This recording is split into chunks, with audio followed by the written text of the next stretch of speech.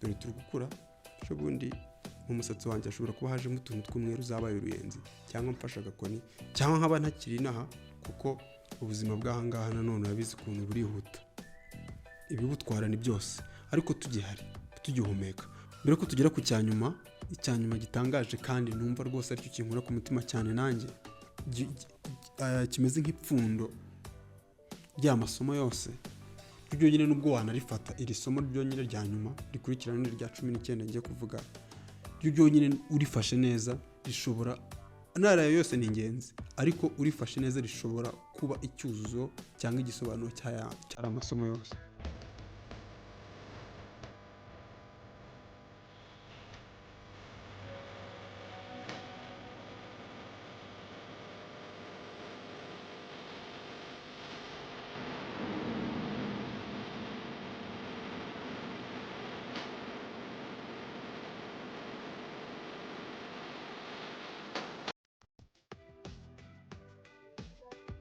Ndagusuhuje ndizera ko umeze neza aho uherereye nanjye meze neza ndashima Imana yandinze nawe yakurinze niyo mpamvu ushoboye kugera hano kugira tuganire urakoze cyane.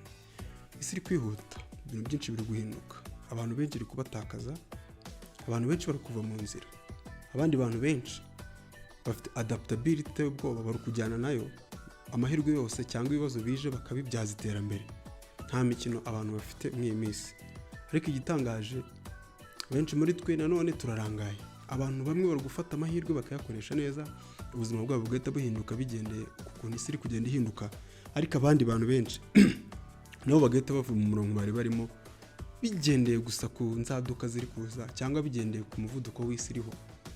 Niyo mpamvu dukeneye kumenya amasomo tugiye kuganiraho uyu mwanya. Aya masomo nayo ingenzi kuri njye nayo ingenzi kuri wowe. Urakoze kuza uri mu nzira nziza. Iyi ni Inzira Nziza podcast. Tugume twiganira ibyiza bituma tugira ubwiza bw'ubwenge, bituma itara ry'ibitekerezo turicana, ryake, dutekereze. Twaravutse ngo dutekereze, tubeho, dukoreshe impano zose Imana yaduhaye. Tureke kuba imirizo, tube imitwe. Aya mahirwe yose Imana yaraduhaye kwangana. Rero wiyakerenza, ndayafite urayafite. Reka rero dutunge itoroshi. Ibintu byose bisa nkaho biri mu mwijima tutari kubona. Tubicanira itoroshi bigaragare, tubikoreshe nk'uko Imana yabiduhaye.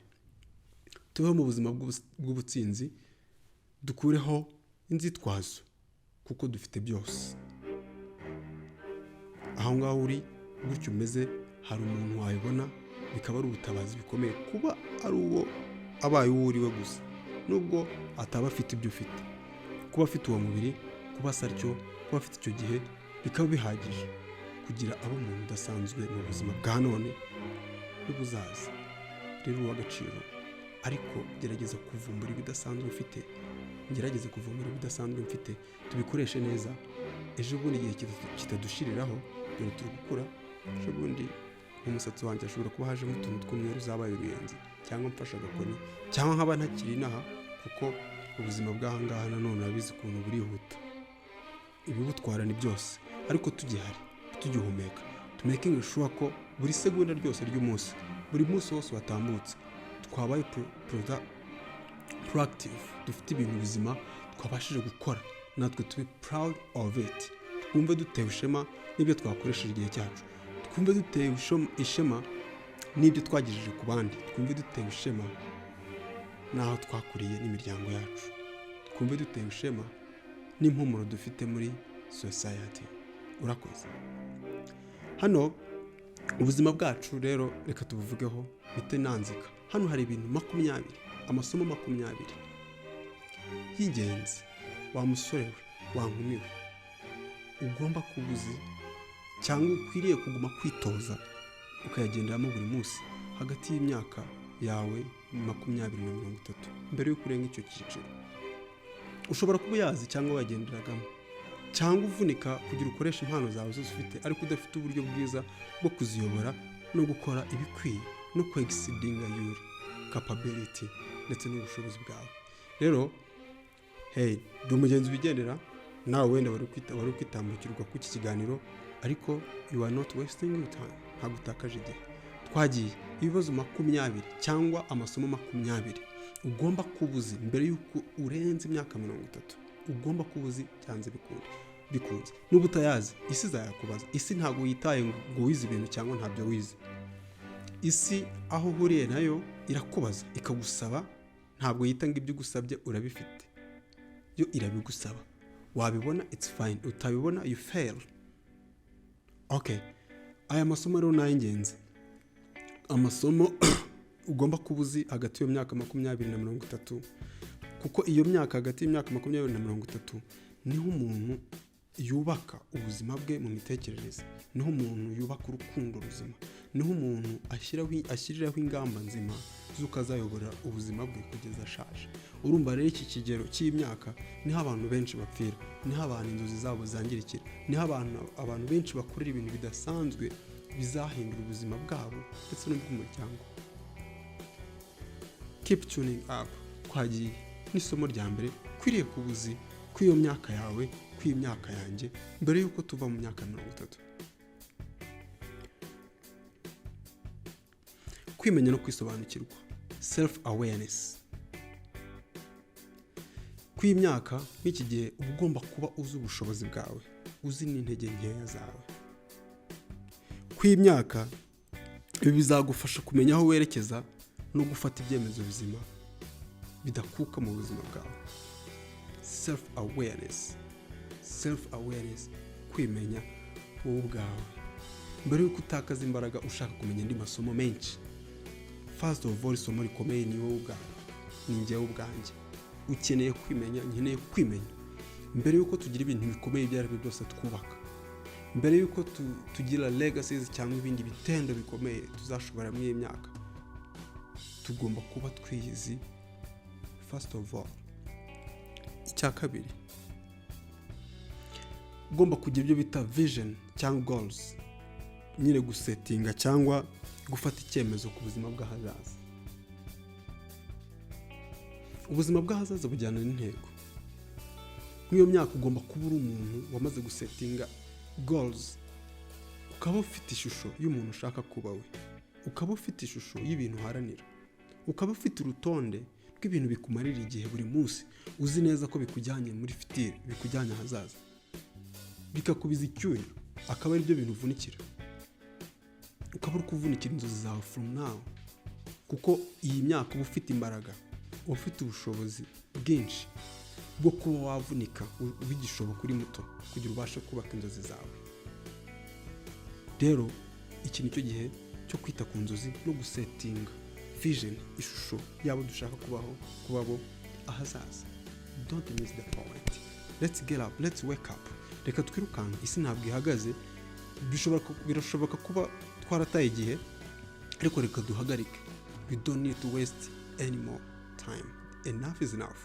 Reka twiminjiremo agafu, umugani w'umunyarwanda. Turebe ko twafatirana igihe gisigaye mbere yuko imvi ziza, mbere yuko dufata agakoni, mbere yuko isi iguma guhinduka buri munsi. Igihinduka isanga turi tayari, natwe dufite ibintu bizima twasetinze mu buzima bwacu kugira itadutakaza. Ikindi kumenya akamaro k'akazi no kugira discipline, ukaba usobanukiwe akazi. Kuguma mu bintu bya motivation it's okay, ariko it's okay kugira discipline than motivation. Ukamenya akamaro k'akazi, ukamenya uburyo ugomba gutegura akazi. Ari akazi ukorera abandi, kuko ushobora gutangira gukorera abandi nyine ukagenda wibaka bitewe na discipline ufite, ukazagera ku byawe. Fata akazi nk'ahantu ho kwigira, kwiga imico y'abandi. Ushobora sinkubwiye ngo wiga imico y'abandi, ngo ufate imico y'abandi ari yugira, ahubwo ukamenya uko abantu babaho, discipline mu kazi, uko umuntu abantu akorana n'abandi, uko boss wawe ashobora kuba akora business ikazamuka.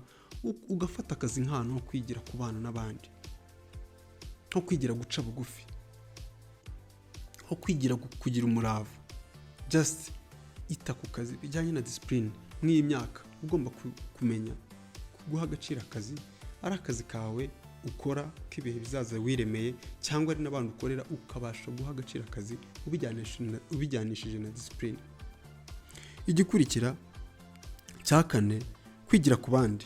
Shaka abantu bakurenze mu burambe, ubashe guca bugufi, ubashe kuba umuntu uri coachable, wiga, ubashe gutega amatwi no gusobanukirwa, ndetse ugira uburyo bwiza bwo gukorana n'abandi bantu bakurusha uburambe.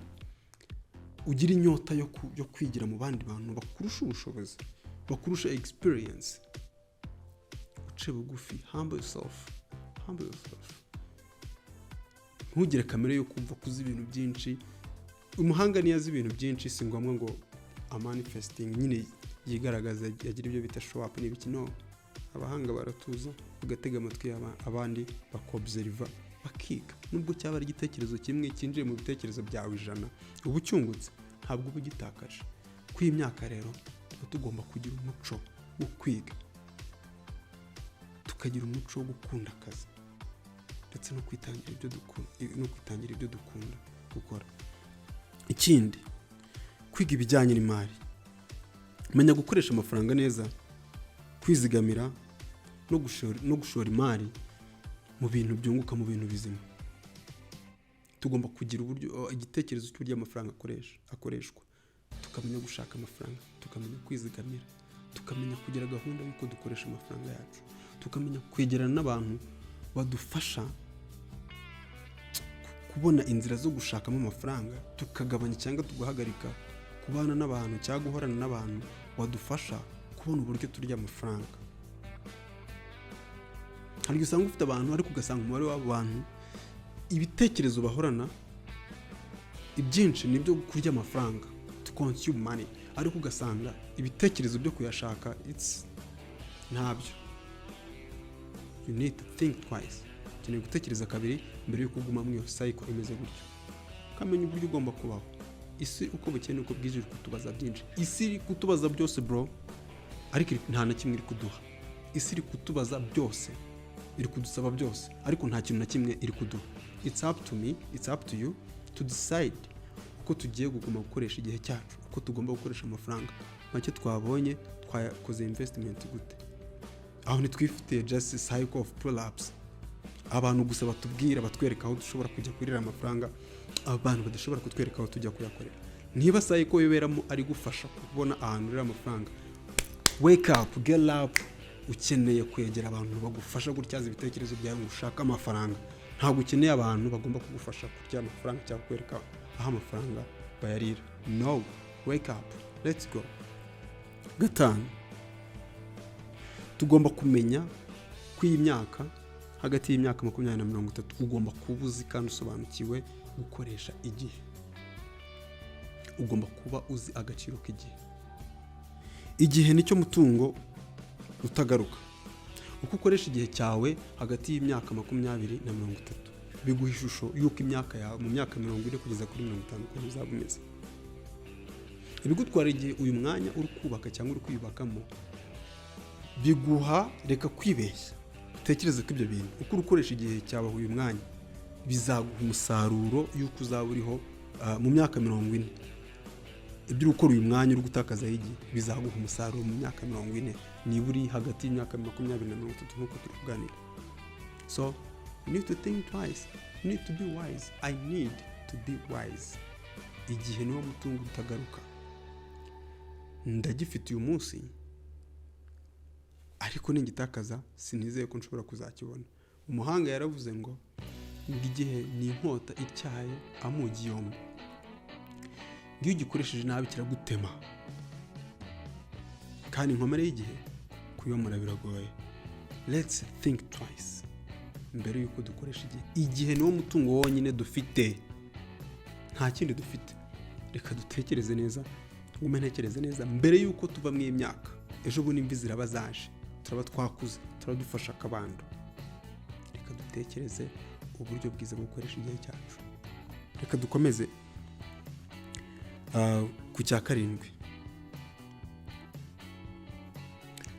Ugomba kuba usobanukiwe, cyangwa isomo rya 7 ugomba kubuzi gukunda, ndetse uzi no gutandukanya urukundo nyarwo n'urushukano. Kandi ukabusobanukiwe ko urukundo si amarangamutima gusa, ni no kwiyemeza, kubana neza n'abandi no kugira umubano muzima no kwiyemeza kurema ubushuti buzima hagati yawe n'abandi, ugakunda umuntu, ugakunda abantu, ukagira urukundo muri wowe, atari ukuvuga gusa ngo ni amarangamutima, ni ibingibi bigezweho byo kuguma kwirukanka kuzengurukanaho kugira ngo duhaze amarari y'imibiri yacu. No, we don't need that anymore. Dukeneye kugira urukundo ruri meaningful, ruzaba impinduka mu buzima bwacu mu myaka myinshi. Dukeneye kugabanya guhora twirukanka, nakundanye n'uyu, ejo nakundanye n'uriya, ndetse nkanumva nta n'icyo bitwaye, ni nka taxi imwe iransiga ngafata indi. Ariko ntabwo urukundo rwacu tugomba kurukoresha gutyo. Tugomba kuba dufite urukundo rufite igisobanuro gikomeye, harimo kwiyemeza, harimo kwitanga, bifite igisobanuro gikomeye ku buzima bwacu. Icyo ni icya karindwi. Reka tugere ku cya munani. Ugomba kumenya, ugomba kuba uzi ibyo bita self control, kwigenzura, kwimenya. Ntugakore ibintu byose ngo nuko bishatse. Ugomba kumenya nyine ko ugomba gukontorora intekerezo zawe, bitwarwa n'amarangamutima yawe. Ibintu wibona ko bisa neza ngo wirukanka, kontorora amarangamutima yawe. Uyu mubiri wawe ibyo ugusaba byose uko ugenda, ibyo umubiri ugusabye ugenda uhereza umubiri ibyo ugusabye. This body, umubiri niwo mwanzi wacu wa mbere tuba dufite. Ibyo umubiri ugusabye byose uko ugenda uhereza cyangwa ubyumva, ntubige kuwukontorora cyangwa kuwubuza. Umubiri ukwinjiza ahantu udashobora kuzikura mu gihe runaka, mu myaka izaza. Niyo mpamvu tugomba kugira self control, tugakontorora amarangamutima yacu, tugakontorora iby'imibiri dusaba, tugakontorora iby'intekerezo zacu zitubwira n'imyaka. Kuko nitutabikora nonaha, it's now or never. It's now or never. Niba atari ubu nta kindi gihe. Ngomba kugira mba umugabo muzima cyangwa umuntu uzagira igisobanuro gikomeye asiga hano cyangwa abafite hano mu myaka izaza ku isi. Nuko ngomba kuba nsobanukiwe uburyo ngomba gukontorora amarangamutima yanjye, imitekerereze yanjye, umubiri wanjye. Rero nimbaho ntashoboye gukontorora umubiri wanjye no kwikontorora, ahazaza nzareka isi ngenere, nta shusho y'ahazaza hanjye nzaba mfite, kuko ibije byose bizajya bintambikana, ibizamutse nzamukana nabyo, ibihagaze mpagarare, ibyicaye nicare, ibiryamye ndyame. Niyo mpamvu ugomba kumenya gukontorora amarangamutima yawe n'iyo myaka. Ugomba gukontorora umubiri wawe, ugomba gukontorora society aho kugira gukontorora pull ups. Ugomba kuzikontorora. Ugomba kumenya iminsi utagomba gusohoka, ugomba kumenya iminsi ugomba gusohoka, ugomba kumenya aho ugomba kujya, ugomba kumenya icyo ugomba kuhakora, ugomba kumenya amasaha ugomba kuhamara, ugomba kumenya abo ugomba kuba uri kumwe nabo, ugakontorora amarangamutima yawe. Reka sosiyete ntiguhitiremo aho ugomba kuba uri. Reka social media zireke kuguhitiramo ibyo ugomba gukora naho ugomba kujya. No, stop that, stop there. Niba koko ushaka kuzagira ubuzima bufite igisobanuro, bufite ikintu gikomeye bumariye abandi ndetse bumariye nawe, stop to be controlled by emotions. Wikontororwa n'amarangamutima yawe. No, isi nta muntu igufitiye.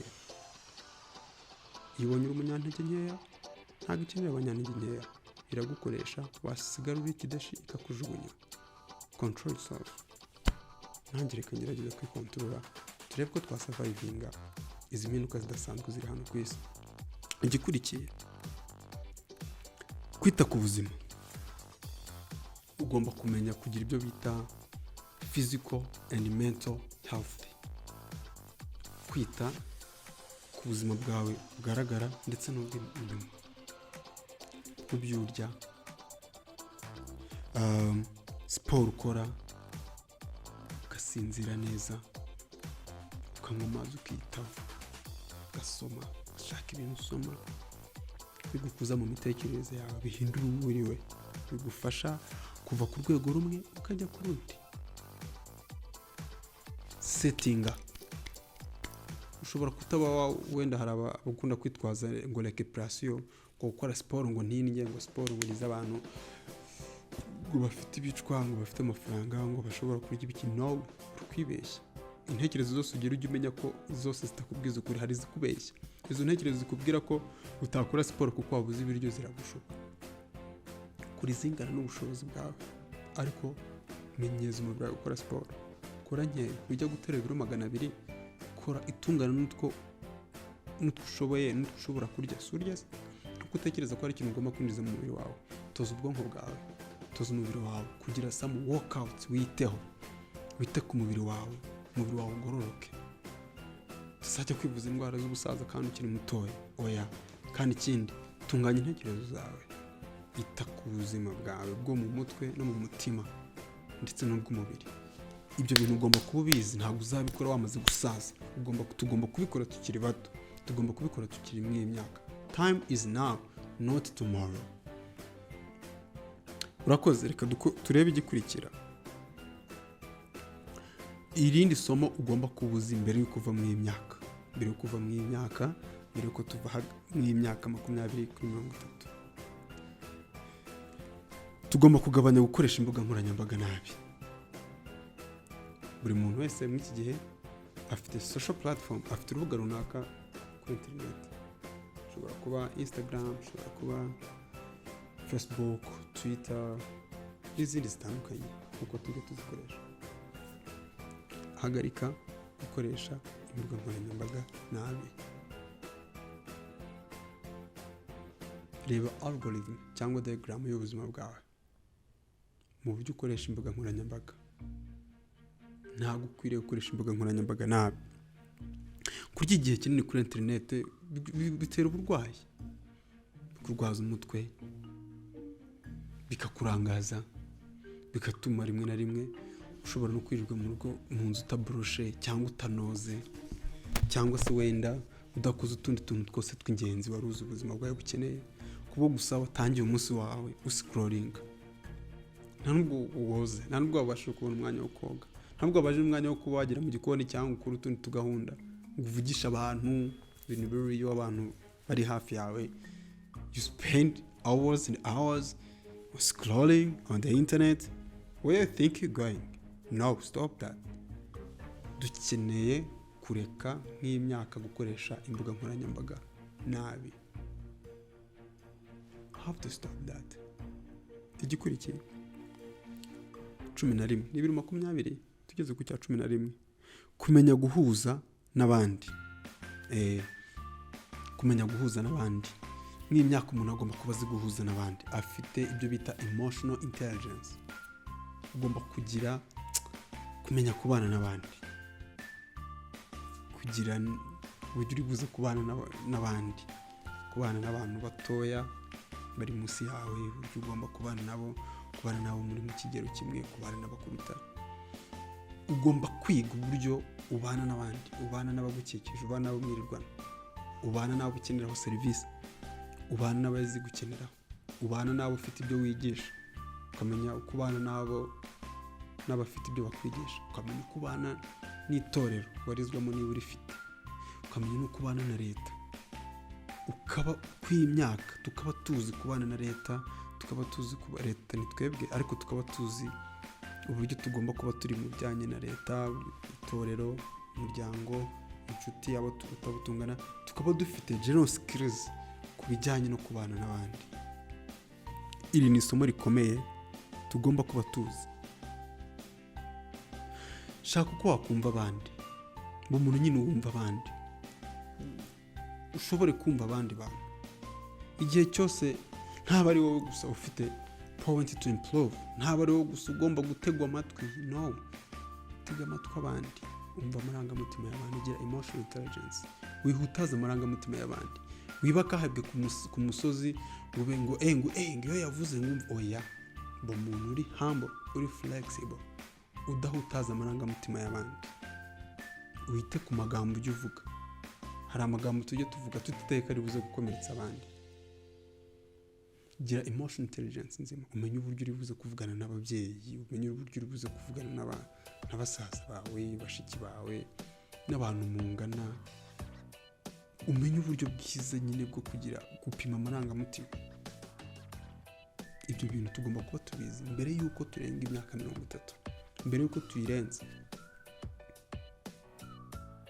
Ntuze kumva ziba mfite, gusa turi kumwe aho ngaho. Ikindi ugomba kugira ibyo bita muri iyo myaka tugomba kuba dufite communication skills, tuzi kuganira. Wa mukobwa we, wa musore we, ugomba kuba uri umuntu uzi kuganira. Ntabwo ari impano idasanzwe kuganira, si ngombwa ngo ushoboye kuvuga ngo amasaha akagushirira. Oya, kumenya kuvuga ibikwiriye mu mwanya wa nyawo, bike ariko bifite icyo bisobanuye. Niba nanone uri umushyushya rugamba ukunda kwivugira yego, ariko uganira ute? Menya kuganira n'abandi. Ibiganiro bifunguye, kwandika neza no kwiyerekana neza bigufasha mu kazi no mu buzima rusange. Bigufasha kuba umuntu nyine uri adorable, bigufasha kuba umuntu nyine utanga impumuro nziza muri society. Umenya kuganiriza abantu aho uri muri bisi, aho uri mu bantu bashyashya muhuye. Menya uburyo bwo kuvugisha abantu bashyashya bitari gushyanuka, bishyanuka. Menya kuganira. Uri umuntu uzi kuganira n'abantu batoya, uri umuntu uzi kuganira n'abantu bakuru, uri umuntu uzi kuganira n'ababyeyi, uri umuntu uzi kuganira n'abakwigisha.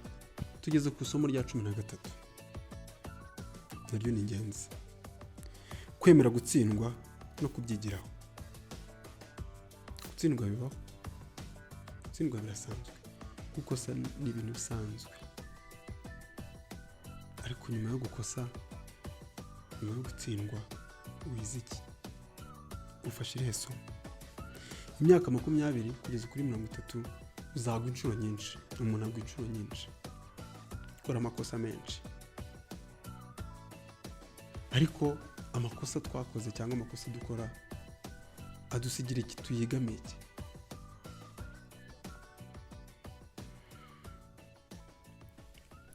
Twagiye ku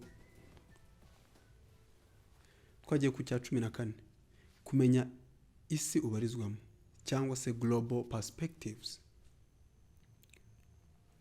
Ukamenya ibijyanye n'ubukungu, ukamenya ibiri muri politiki, ukamenya amakuru, ukamenya amajyambere, ukamenya ikoranabuhanga, ukagerageza kwiyumforoma muri iyo myaka, ukaba ufite nosiyo ya buri makuru, ku buryo umuntu aravugana nawe akumvira umujyambere, ku buryo umuntu araganira nawe akumva ufite general skills, ufite ubumenyi rusange, social skills zikwereka isi ukuntu iteye, ugasobanukirwa. Si ngombwa ngo ujye muri politiki ngo umenye ngo imizi yose ngo ibintu hasi, oya, ariko byibura gira amakuru kuri politiki, umenye amakuru ku bukungu bw'isi, umenye ibibazo bikomeye isi ifite, umenye ibintu bidasanzwe biri kuba ku isi muri icyo gihe, ugira amakuru, umenye isi, global perspectives. Izo skills, ubwo bumenyi nabwo turabukeneye. Ubukeneye mbere yo kurenga icyo cyiciro cy'iyo myaka 30, kuko iyo birenze iyo myaka, ndabizi cyangwa abantu benshi barabizi, uba wamaze kugera mu gihe cyo kugira inshingano nyinshi, ku buryo ubumenyi utabashije kuronka icyo gihe uba utagifite umwanya wo kubushaka, utegereje gusa kuguma kwiga ubuzima burigisha buri munsi. Ariko hari amasomo ajyana n'uko umuntu angana. Hari ibintu ugomba kuba uzi muri iyo myaka y'ubutoya. Hari ibintu papa wakubaza kuko atabona umwana, biri kuba bishobora kuba byarabaye ari mukuru, bikaba uri mu myaka y'ubuto, ariko ntabashe kubibonera umwanya, ntabyiteho kuko ari busy, ari kwita ku bindi bintu bishobora kukubeshaho. Nawe rero ugomba kubuza ibyo bintu. Yego mu gihe kizaza abana bawe bazamenya ibindi bizaba bigezweho, ariko nawe mu gihe cyawe gira amakuru y'uko isi iteye, gira amakuru y'uko isi imeze, gira amakuru y'umurongo w'isi, wiyumforme, usobanukirwe ibintu biri guteza imbere abandi, usobanukirwe amahirwe isi iri gutanga, wiyadapte, wige. Urakoze. Ikindi tugiyeho ni cya 15, kwiga kuvuga ngo oya, gusettinga boundaries. Menya aho utagomba kwinjira, menya aho utagomba kumarana na bigihe, menya abantu badafite igisobanuro gikomeye ukura mu buzima bwawe,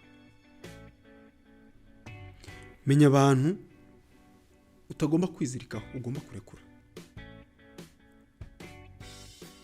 Ibyo nabyo bigufasha kwiga no kugira amasomo yose ahagije n'iyo myaka yakazagufasha kuba umuntu w'intangarugero mu gihe imbaraga zizaba zitangiye gushira, mu gihe uzaba ugeze mu byo wihebeye ugomba gukora ngo usaziremo.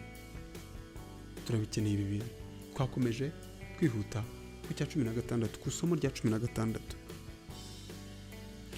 Ugomba kuba ufite kandi usobanukiwe ubumenyi bw'uko wagira amahoro yo mu mutima muri wowe. Yego, gushyira imbere amahoro yo mu mutima. Ntukemere ko ibintu byose biguhangayikisha. Ntagomba guhangayikishwa n'ibintu byose. Ubuzima ntabwo ari intambara. Ishaka amahoro. Ibitari gukunda kuba ibintu byakunda birasanzwe, kuba bitanakunda nabyo birasanzwe. Kuba rero ibintu bitari kugenda nk'uko witekereza ko wowe isi kwanga, ko isi iri kukubitinga down, ko abandi bantu bo yabahaye amahirwe borohewe. No, witekereza gutyo. Ishakemo amahoro. Ita ku biguhesha amahoro kurusha ibikudistractinga, bikubwira ko isi ntandi mahirwe igifite, nta mahirwe igitanga. Ibintu byakubeshaho ukagira ubuzima bwiza birahari, kuko ubuzima bwiza butangirira mu gutekereza ibintu. Ibibazo birahari, isi izengurutswe n'akaga n'andi makuba menshi, ariko ubwenge n'imitekerereze tubinyuranamo nibyo bitugira abantu badasanzwe. Nibyo bituma aka kanya utatekereza kwiyahuka kandi ufite ibibazo. Nibyo bituma aka kanya utakwisuka mu bindi bintu bibi byo kwangiza ubuzima bwawe, kuko wizeye ko hari ikindi cyiza kikurimo, kuruta kuba wahitamo ibintu bigusuzuguza cyangwa bisuzuguza umuryango wawe, cyangwa bishobora guteza igihugu akaga. Ugomba kwishakamo amahoro. Ugomba kuba waratoje umutima wawe kugira amahoro. Igihe cy'ibibazo ukamenya uburyo ugomba guhangana nabyo utuje, ukamenya uburyo ugomba kurwana mu ntambara zawe ukazitsinda, ariko utiyambuye amahoro. Kuko kwiyambura amahoro birangira nyine udafite umutuzo. Iyo udafite umutuzo, umuntu udatuje ntabwo ashobora gufata ibyemezo bizima. Umuntu udatekanye nta myanzuro idasanzwe myiza ashobora gufatira ubuzima bwe ndetse na sosiyete muri rusange. Ugomba rero kugira discipline n'ubuzima kuzanira amahoro. Urukumva ibihesha amahoro birazwi. Ntiwibere imbarutso yo kwishyira mu kaga buri gihe ngo wiyime amahoro, wiyambure amahoro. No, haranira kugira amahoro, ube umunyamahoro mu bandi. Ibitaguhesha amahoro ubyange. Ibije usangiye n'abandi by'ibibazo muri rusange, nk'uko haba ikintu kikiza gituma twese umutekano ubura, ntacyo ubugisangiye n'abandi. Ariko wowe rema inzira zigufasha kugira amahoro. Ntuhore wumva umutima uhagaze, isi isa nk'aho irangiye, ubona abantu basa nk'abagusize, ubona hari amajyambere yagusize.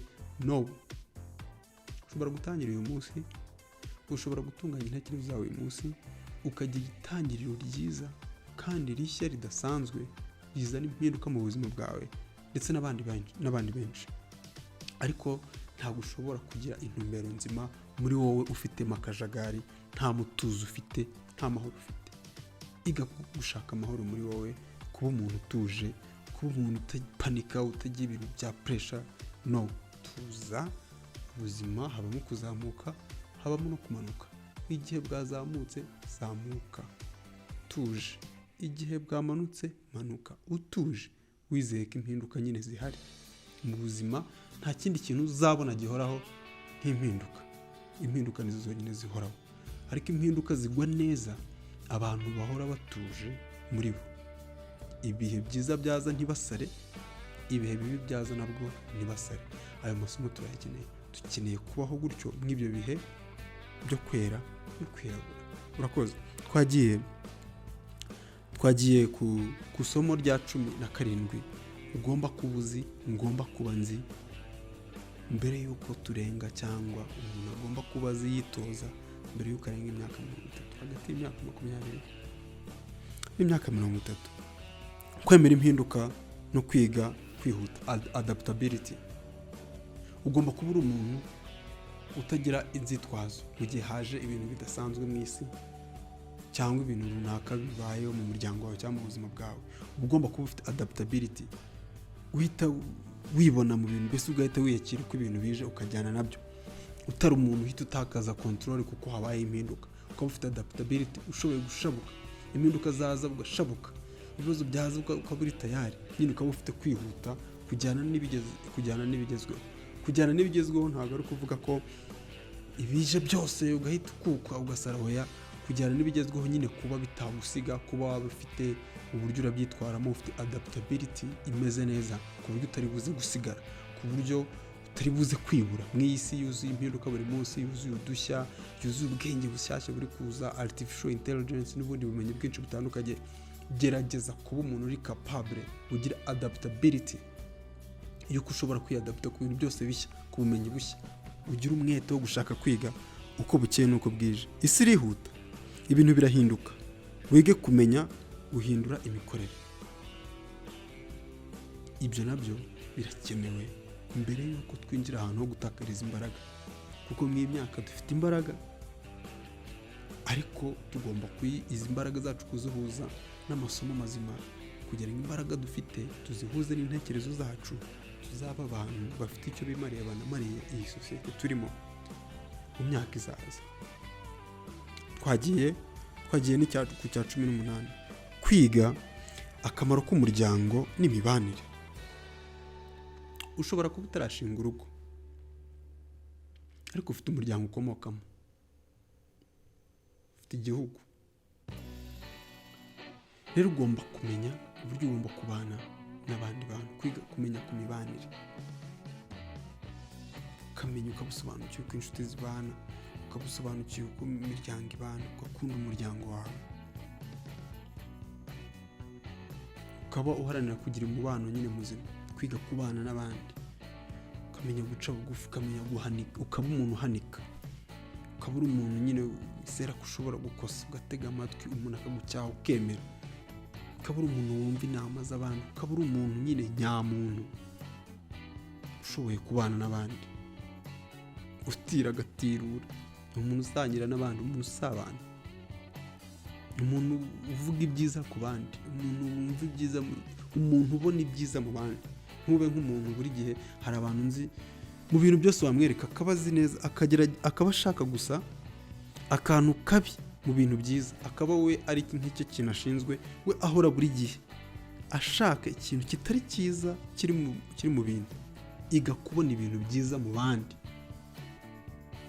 Wibaho uri gutrackinga gusa ikintu kiri wrong, kitari cyiza umuntu yakoze. Umuntu niba yambaye, ugerageze gushaka akadefu aho kureba ko ushobora kuba yabyitaye akambara neza. Umuntu akora ibintu ariko ugerageze gushaka mu bikorwa byose yakoze, ushaka akantu kabi karimo. Ikindi kintu nakubwira abantu ukuntu duteye, ibikorwa byose dukora, perfection does not exist. Perfection ntibaho. Igihe cyose dusigarana room of improvement, dusigarana icyumba cyo kongera, cyo kunoza, cyo kurushaho. Ntabwo dukora ibintu ngo bibe bihagije, nta kindi kintu cyakwiyongeraho kuri maximum level, oya, nta hejuru hatagira hejuru yaho.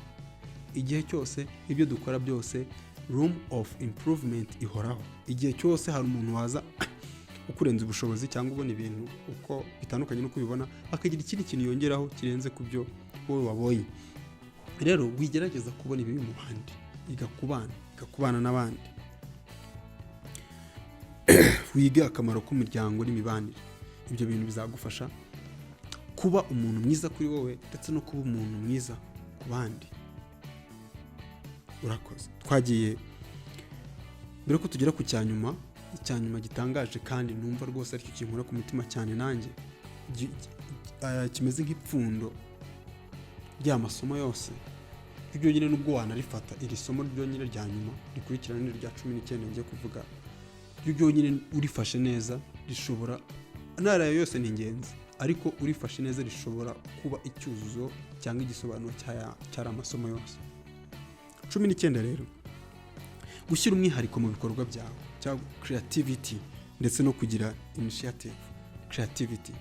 Ukaba uri umuntu, ntugapfe gukorera amafaranga gusa, gerageza gutanga agaciro, gukora ibifite umwihariko, gukora ibiri mu bwenge bwawe, biri mu mwihariko wawe, ugire creativity, wige muri wowe gukora ibintu bifite origin byawe. Ntago nkubuza kuba inspired, you can be inspired from the art.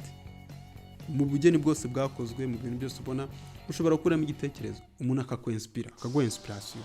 Ntacyo bitwaye kuba umuntu yakora ikintu ukaba inspired, nawe ugakora ikindi, ariko gerageza uba umuntu ugira uniqueness, umwihariko na creativity na initiative mu bintu byose uba wagerageje gukora.